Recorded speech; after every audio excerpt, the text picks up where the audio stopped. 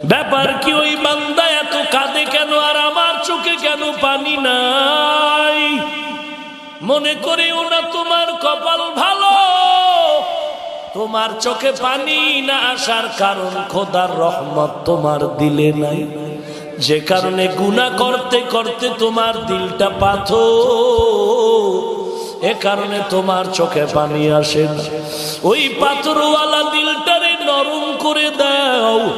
আল্লাহর আযাবের ভয়ে পাথর কাঁদে, ওরে উস্তাদের ভয়ে যদি ছাত্র কাঁদে, মা বাবার পিটানের ভয়ে যদি সন্তান কাঁদে, আল্লাহর আযাবের ভয় কি এত কম?